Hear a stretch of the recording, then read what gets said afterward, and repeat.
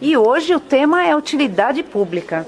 E estamos falando com o Itamar Tavares Garcia, que é um profissional na área de isenção tributária para você que precisa tirar o seu veículo e que tem direito por ser portador de alguma deficiência especial. Itamar, a gente abordou um pouco sobre os direitos dos condutores que têm necessidade, principalmente membros inferiores ou que têm alguma deficiência e que têm esse direito de tirar o carro, né, com desconto, essa carta especial.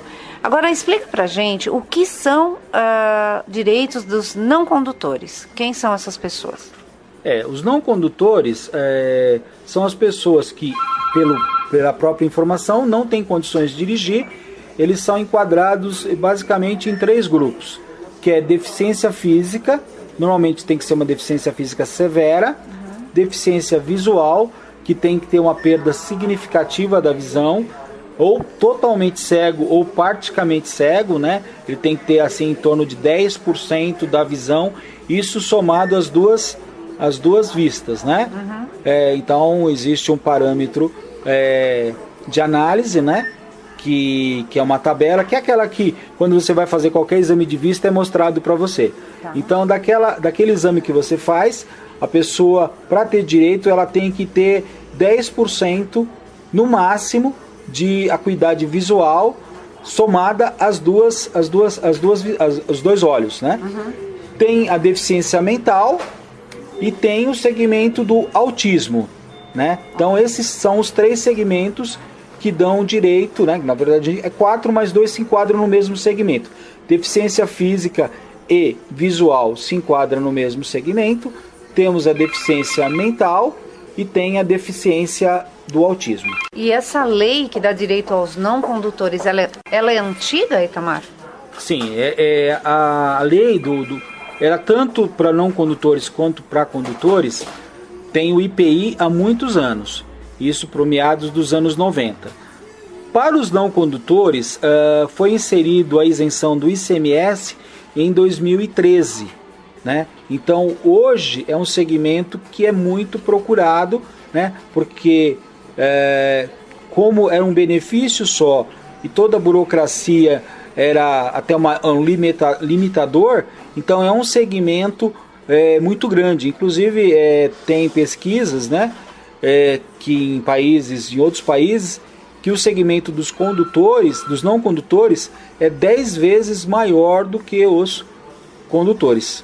Então existem pessoas que não têm condição de dirigir, que é muito maior do que o universo dos condutores. Isso abrange desde pessoas idosas, crianças, né? Porque os pais podem requerer o direito em nome da criança desde o primeiro dia, se é constatado que ela nasce com algum tipo de deformação, de má formação, né? Que, por exemplo, síndrome de Down, que é uma coisa que se constata logo no nascer, e outros tipos de deficiência mental que a criança venha a nascer, já desde dos primeiros dias já é dado direito a que ela possa adquirir o veículo. Então não tem questão de idade, né? Então tendo o problema, você tem acesso, tem o direito, você tem acesso a comprar o veículo. Porque na verdade a gente acaba falando obviamente muito de veículo, porque é uma das nossas grandes ferramentas de autonomia, né? Tanto para o condutor como para o não condutor, né? É verdade, porque se a mãe tem uma criança com deficiência, vai ter toda essa dificuldade do transporte público, e se ela tem condição de comprar o veículo, e se ela tem esse direito, esse benefício, tem que realmente ir atrás. Sim, porque por mais que se tente, o Estado até fornece algumas coisas, a gente tem em São Paulo, o Atende, que é um serviço disponibilizado para o segmento, mas ele não atende toda a demanda, né? Verdade. Então, quer dizer, a pessoa precisa ter um meio de transporte, porque principalmente não, todo mundo que faz o tratamento, ele tem que se deslocar, né? Então você tem que ir até o local para fazer o tratamento, e o público, né, o transporte público não absorve toda essa demanda, né? Então tem uma demanda muito grande que não é ciente, né? Por isso que a gente acaba divulgando bastante, tem esse interesse em divulgar, para que essas pessoas tenham uma melhor qualidade de vida, né? Por isso que a gente está dando essa ênfase, que foi constatado desde o primeiro dia do nascimento uma criança que já tem algum problema realmente constatado, a pessoa já pode adquirir, poder se beneficiar para poder ter um meio de locomoção que com certeza vai ser bom para quem precisa e para o conforto para a família, né? Ter um veículo, né? E você não precisa ter um veículo luxuoso, você pode ter um veículo, porque como é não condutor, você não tem especificação de veículo, tá? Então você pode comprar qualquer veículo, né? Desde que seja novo, obviamente, com esse desconto dos impostos, que vai atender a necessidade tanto da família quanto da pessoa que tem a deficiência. Ok, agora diferente dos condutores e não condutores, você havia me dito que existem alguns impostos que ele não tem, né, o direito? O não condutor, qual o benefício que ele consegue? O não condutor ele tem isenção do IPI, o ICMS foi um benefício que foi incluído agora em 2013, por isso que é um segmento que aumentou, só que tem a liberação do rodízio em São Paulo, né, que nós temos a questão dos dias da semana que determinados veículos não podem circular, mas ainda não foi deliberado o IPVA, que é um imposto incidente sobre a propriedade do veículo, que é dado aos condutores e que não é dado aos não condutores. Itamar, e existe, ou vocês têm feito, ou se preocupado com isso, em fazer algum movimento no sentido de que o não condutor tenha o mesmo direito e as mesmas isenções do condutor? Isso é uma coisa que, como já foi dito no começo da entrevista, eu sou deficiente físico também. Só que no meu caso eu tenho condições de dirigir. Então eu tenho uma preocupação porque eu convivi durante muitos anos da minha vida com pessoas com problemas mentais, né, com deficiência intelectual, que não tinham condições de dirigir. Então quando eu abracei essa causa como trabalho, né, eu sempre tive essa iniciativa, esse pensamento em brigar por isso. Inclusive fazemos parte de uma associação que cuida de divulgar os direitos e dos profissionais da área, e é uma das coisas que a gente sempre está questionando no sentido de haver, né, uma maior ampliação dos direitos. E uma das iniciativas que a gente tem tido é procurar o quê? Não existe uma forma que seja possível a não ser a judicial, nos casos dos não condutores.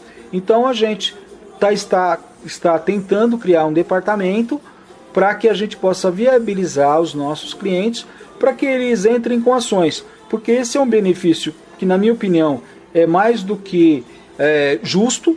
E também em outros estados, na grande maioria dos outros estados, eles não são cobrados. São Paulo, infelizmente, ainda está na contramão, né? É um dos poucos estados que cobram o IPVA dos não condutores. Então, como a gente vê que isso não está sendo feito de uma forma oficial, né? Então nós estamos criando um departamento jurídico aqui para poder entrar com ações, porque eu acho que a única maneira é a gente cutucar o governo com ações judiciais, porque ele vai ver que ele tem que dar esse direito aos não condutores. Porque eu acho mais do que legítimo, porque se você pensar que o condutor ele vai sozinho e o não condutor tem que alguém ir com ele, então o gasto dessa pessoa é muito maior do que um condutor, né? Porque aí você vai ter 2 custos de alimentação e um exemplo, né? 2 custos de alimentação. Então, essa pessoa, na verdade, eu acho que tem até mais, se a gente fosse querer equiparar direitos, né? Talvez ela tenha mais direito à isenção, porque ela sempre precisa de mais alguém, né? Então, ela tem mais necessidade do que um condutor, no meu ponto de vista, né? Então, por que o condutor tem e o não condutor não tem? Então, se eles não estão tendo essa conscientização, a gente vai tentar buscar no direito, através de ações aí dos nossos clientes, encaminhar isso para que daqui o próximo ano, ou daqui 2 anos, isso seja revogado e todos tenham direito. Então acho que a única maneira da gente fazer nesse momento é cutucar através de ordens judiciais. E tem um fator importante que você não abordou, que é o que nós temos de mais precioso hoje é o tempo, não é verdade? Exatamente, com certeza. A gente tem que agilizar os processos, a vida é muito dinâmica, então nós temos que realmente correr atrás para poder ter os benefícios, né?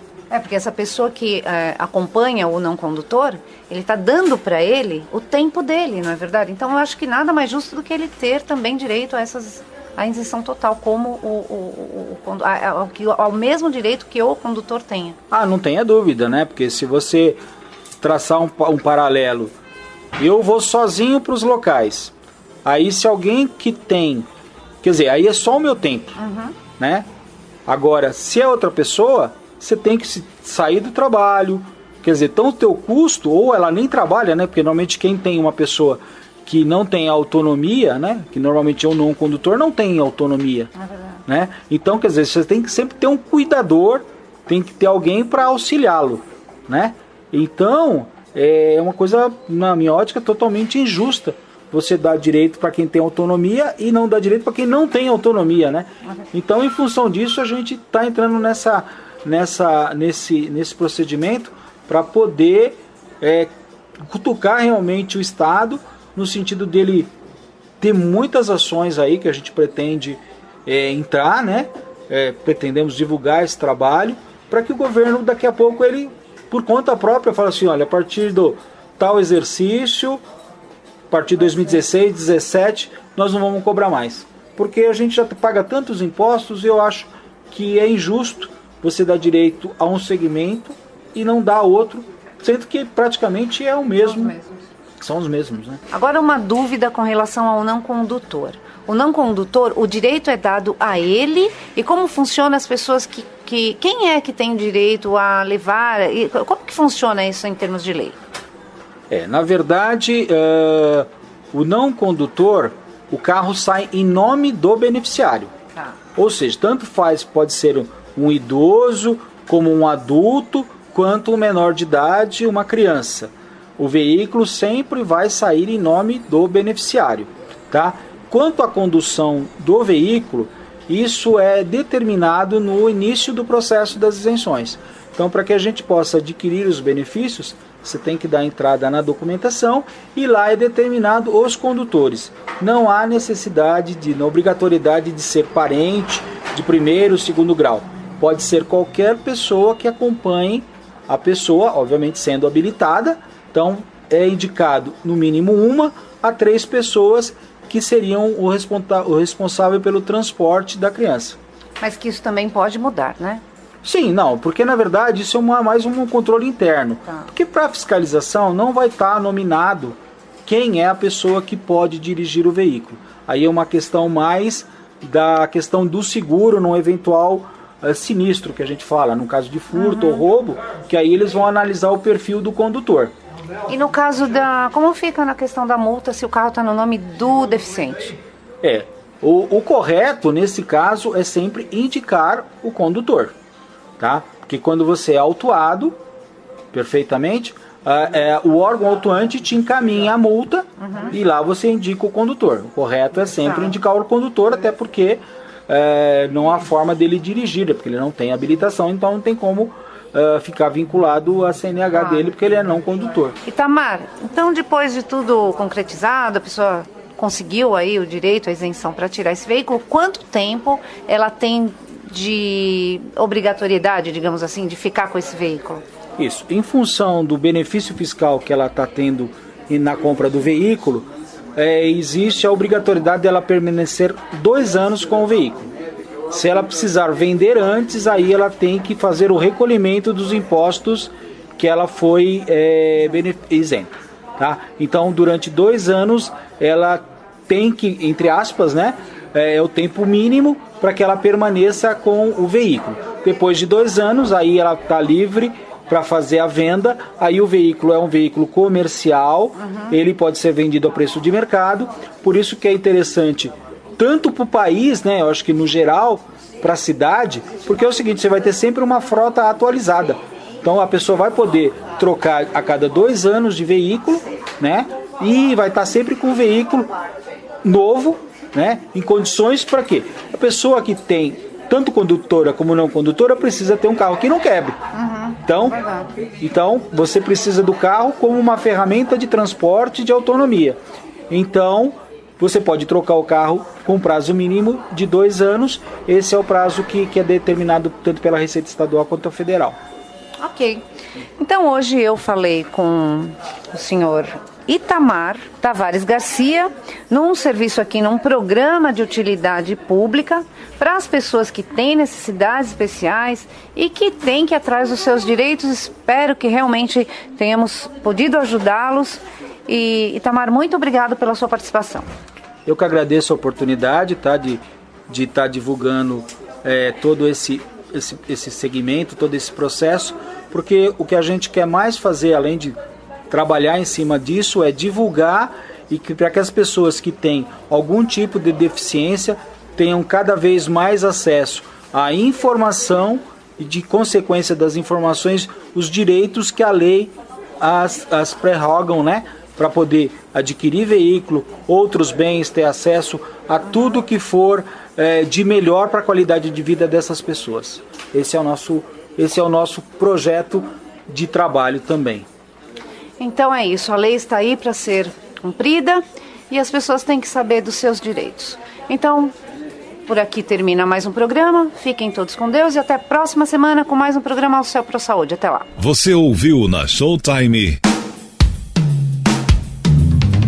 Ao Céu Pro Saúde. Ao Céu.